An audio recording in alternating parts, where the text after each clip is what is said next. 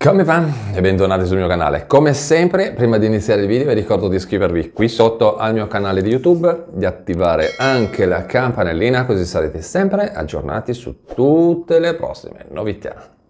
Oh, molto bene. Parliamo un pochino di salario minimo in Italia. Dopo l'accordo politico tra la Commissione europea, il Consiglio e il Parlamento europeo sull'introduzione del salario minimo all'interno dell'Unione Europea, pare che finalmente è arrivato il voto favorevole del Parlamento. In pratica, questo testo dell'accordo adesso attende solo più l'approvazione del Consiglio e dopodiché i vari Paesi membri dell'Unione Europea avranno circa 2 anni per recepire la direttiva, ok? Voi considerate che questa cosa qua è stata fatta, c'era già uscita tipo a gennaio dell'anno scorso, quindi 1 anno è passato, ne manca solo più 1, ok? Quindi diciamo che ci stiamo avvicinando molto velocemente a questo discorso del salario minimo. Tanto sta che se ci avete fatto caso, si sta già parlando di aumenti salariali, se ci avete fatto caso, guarda un po'. La vera domanda comunque è: qual è il vero obiettivo di questa direttiva? Allora, l'obiettivo della direttiva è quello di fare in modo che tutte le leggi e norme dei vari paesi dell'Unione diano la possibilità di avere un livello di vita decente a tutti i lavoratori. L'unica cosa che non è stata stabilita e che non è stato previsto né l'obbligo di introdurre il salario minimo e nemmeno l'importo dello stipendio minimo da pagare ai dipendenti. Diciamo hanno fatto una cosa un po' così, no? Perché? Perché sembra che è stata lasciata, così l'hanno chiamata, piena libertà ai vari paesi dell'Unione Europea, così l'hanno chiamata. Allora, cosa prevede la bozza di questa direttiva? Domanda. Intanto l'introduzione del salario minimo a più lavoratori dipendenti, prima. E poi procedure per assicurare l'adeguatezza dei salari minimi e il loro progressivo aggiornamento almeno una volta ogni 2 anni o 4 per i paesi in cui si utilizzano meccanismi di indicizzazione, ovviamente nei paesi in cui esistono questi meccanismi. Secondo, o terzo, dipende comunque, secondo, favorisce la promozione della contrattazione collettiva e la partecipazione delle parti sociali nella definizione dei salari.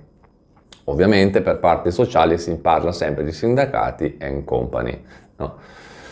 Questo vuol dire che in realtà ognuno di noi è libero di andare a trovarsi un lavoro e dire quanto mi dai? E uno ti dice il contratto, il CCNL stabilisce, non so, 500 euro. E allora tu dici no, a me 500 euro non mi vanno, ne voglio 700. No, 700 non te ne do 650, no, ne voglio 670. Questa è la contrattazione collettiva, un po' come essere al mercato, ma diciamo che potrebbe anche andare bene. All'epoca che fu, il ministro del lavoro Orlando aveva accolto, diciamo, bene questa notizia dell'accordo tra le istituzioni europee e, se non erro, aveva detto così: l'ok della direttiva sul salario minimo apre una prospettiva per contrastare il lavoro povero e per dare a tutti i lavoratori un salario dignitoso. L'Italia si è battuta per questo importante risultato che estende tutele e diritti ai lavoratori europei. Un passo importante per concretizzare l'Europa sociale e del lavoro. Quindi a questo punto fatemi sapere cosa ne pensate qui sotto nei commenti sul discorso del salario minimo.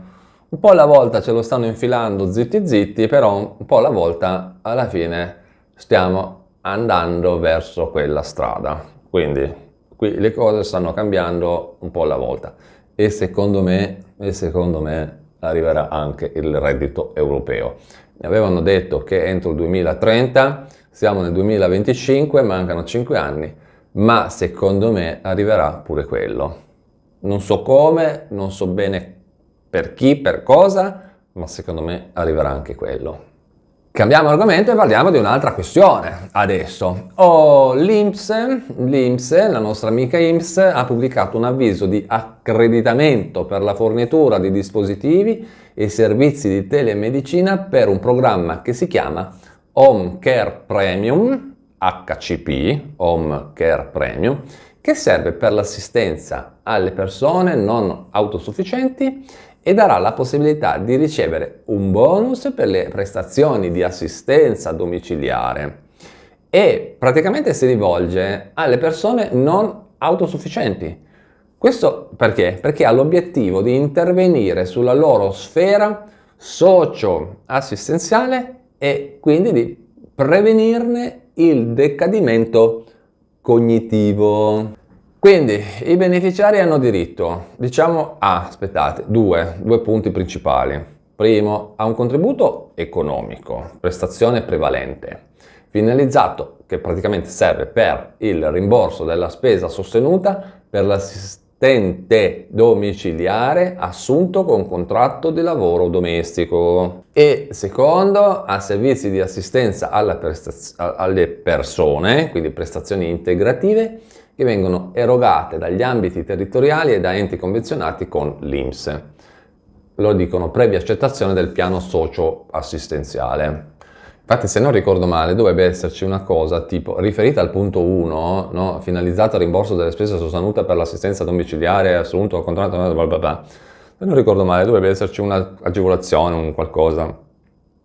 Adesso poi andremo bene a capire tutto quanto, che in teoria dovrebbe andare a rimborsare proprio le spese per chi assume lavoratori domestici e quant'altro. Se non ricordo male, datemene conferma qui sotto nei commenti e ditemi sì, si chiama così, perché mi ricordo una cosa del genere, ma non sono proprio sicuro, quindi se voi siete più al corrente di me su questo argomento, commentate qui sotto e ditemi questa agevolazione per il lavoro domestico si chiama così io posso andare a vedere e a cercare di capire che cos'è. Tornando invece al nostro discorso, questo progetto è stato praticamente realizzato grazie anche al supporto del PNRR e serve in pratica ad aumentare i servizi di assistenza con altri servizi aggiuntivi per poter in pratica raggiungere tutte quelle persone che vivono in delle aree interne dell'Italia, della penisola, e che sono particolarmente, dicono, svantaggiate perché sono distanti da dei centri diagnostici oppure da dei luoghi di cura. Vedi che ogni tanto si accorgono che l'Italia non è fatta solo da grandi città, Torino, Milano, Roma, Palermo, Napoli, Bari, Catania, che ne so io, ma è fatta per la maggior parte da paesi, paesini, casette, casettine, sparpagliate in mezzo al nulla, in mezzo ai boschi, in mezzo ai campi, in mezzo al niente. E quindi la gente in qualche modo si deve curare, si deve far assistere e insomma deve farsi mettere a posto la salute, ecco. Come fare domanda? Poi concludiamo. La domanda può essere presentata attraverso i soliti sistemi che già conosciamo, quindi attraverso il sito internet online, in una sezione che si chiama Portale Welfare in un clic, oppure ovviamente telefonando ai soliti numeri che già conosciamo dell'INPS 803 164 oppure 06 164 164, ok? Quindi è facilissimo. Bene, con questo è tutto, io vi ringrazio per avermi guardato, vi ricordo di iscrivervi qui sotto al mio canale di YouTube, di attivare anche la campanellina così sarete sempre aggiornati su tutte le prossime novità. E noi ci vediamo in un prossimo aggiornamento sempre qui sul mio canale di YouTube. A presto, ciao!